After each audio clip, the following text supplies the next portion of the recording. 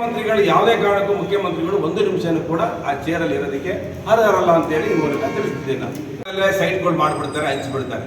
2004ರಲ್ಲಿ D notify ಮಾಡ್ತಾರೆ. ಎಲ್ಲ ಸೈಟಲ್ಲಿ ಆಗೋದ್ಮೇಲೆ D notify ಮಾಡೋದು ಪ್ರಪಂಚದಲ್ಲಿ ಎಲ್ಲರೂ ಕೇಳಿದ್ದೀರಾ? ಪತ್ರಿಕಾಗೋಷ್ಠಿ ಕರೆದಿದ್ದು ಈಗಿನ ಕರ್ನಾಟಕ ರಾಜ್ಯದ ಮುಖ್ಯಮಂತ್ರಿಗಳಾದಂಥ ಸನ್ಮಾನ್ಯ ಸಿದ್ದರಾಮಯ್ಯನವರ ಶ್ರೀಮತಿಯವರು ಪಾರ್ವತಮ್ಮನವರು ಮೂಡಾದಲ್ಲಿ ಮಾಡಿರುವಂಥ ಅಕ್ರಮ, ಮುಖ್ಯಮಂತ್ರಿಗಳು ಸೇರಿ ಈ ಒಂದು 14 ನಿವೇಶನಗಳನ್ನು ಏನು ಹಂಚಿಕೆ ಮಾಡಿದ್ದಾರೆ ಮೂಡಾದಲ್ಲಿ, ನೇರವಾಗಿ ಸಿದ್ದರಾಮಯ್ಯನವರು ಇದರಲ್ಲಿ ಭಾಗಿಯಾಗಿದ್ದಾರೆ. ಸಿದ್ದರಾಮಯ್ಯನವರು ಸಮಾಜವಾದಿಗಳು, ನೈತಿಕ ಹೊಣೆಯನ್ನು ಹೊತ್ತು ಈ ಕೂಡಲೇ ರಾಜೀನಾಮೆ ಕೊಡಬೇಕು ಅಂತೇಳಿ ಈ ಪತ್ರಿಕಾಗೋಷ್ಠಿಯ ಮುಖಾಂತರ ನಾವು ಆಗ್ರಹ ಮಾಡ್ತೇವೆ. ಮುಚ್ಚಾಕುವಂಥ ಪ್ರಯತ್ನ ಮಾಡುವಂಥವ್ರು, ಮುಚ್ಚಾಕೋದು ಕಾನೂನಲ್ಲಿ ಎಷ್ಟು ಅಪರಾಧ ಅಂತ ಗೊತ್ತಿದೆ. ಇದು CBIಗಾದರೆ ಬೈರತಿ ಸುರೇಶ್ ಅವರು ಕೂಡ ಜೈಲಿಗೆ ಹೋಗಬೇಕಾಗುತ್ತೆ.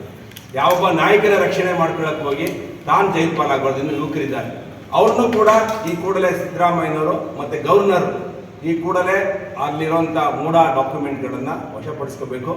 ಮತ್ತು ಯಾವುದೇ ನಾಶ ಆಗ್ದಂಗೆ ಡಾಕ್ಯುಮೆಂಟ್ಗಳನ್ನು ತಕ್ಷಣ ವಶಪಡಿಸ್ಕೋಬೇಕು ಸರ್ಕಾರದಲ್ಲಿ.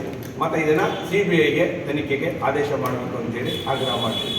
ಇನ್ನೊಂದು ಮುಖ್ಯವಾಗಿ ಹೇಳಬೇಕು ಅಂತ ಹೇಳಿದ್ರೆ, ನಾವು ನೋಡಿದ ಈಗ ರೇವಣ್ಣ ಅವರ ಕೇಸಲ್ಲಿ SIT ಅವರು ಯಾವ ರೀತಿ ಆ್ಯಕ್ಟ್ ಮಾಡಿದ್ರು. ಇನ್ನು ರೇವಣ್ಣ ಸೂರಜ್ ಸ್ಟೇಷನ್ಗೆ ಹೋದ ತಕ್ಷಣ ಹಿಡಿದು ಅರೆಸ್ಟ್ ಮಾಡಿ ಜೈಲಿಗೆ ಹಾಕ್ತಾರೆ. ಯಡಿಯೂರಪ್ಪನವ್ರದ್ದು ಯಾವುದೋ ಒಂದು ಕೇಸ್ ಇಲ್ಲದೇ ಕೂಡ ಬಂಧಿಸಕ್ಕೆ ಹೋಗ್ತಾರೆ. ಅದರಿಂದ ನಾನು ಪ್ರತಿಪಕ್ಷಗಳಿಗೆ ಒಂದು ಕಾನೂನಿದ್ರೆ ವಿರೋಧ ಪಕ್ಷಕ್ಕೆ ಒಂದು ಕಾನೂನನ್ನು ನಾವು ನೋಡ್ತಿದ್ದೇವೆ. ಅದರಿಂದ ಕರ್ನಾಟಕ ರಾಜ್ಯದ ಪೊಲೀಸ್ ಅಧಿಕಾರಿಗಳ ಮೇಲೆ SITಗಳ ಮೇಲೆ ನಮಗೆ 1% ನಂಬಿಕೆ ಇಲ್ಲ.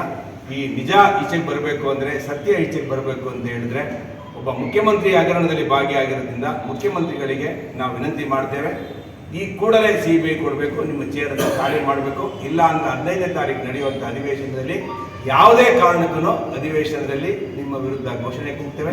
ಈ ಚೇರ್ ಇಳಿಯೋವರೆಗೂ ಕರ್ನಾಟಕ ರಾಜ್ಯದಲ್ಲಿ ನಾವು ಹೋರಾಟವನ್ನು ಮಾಡ್ತೇವೆ.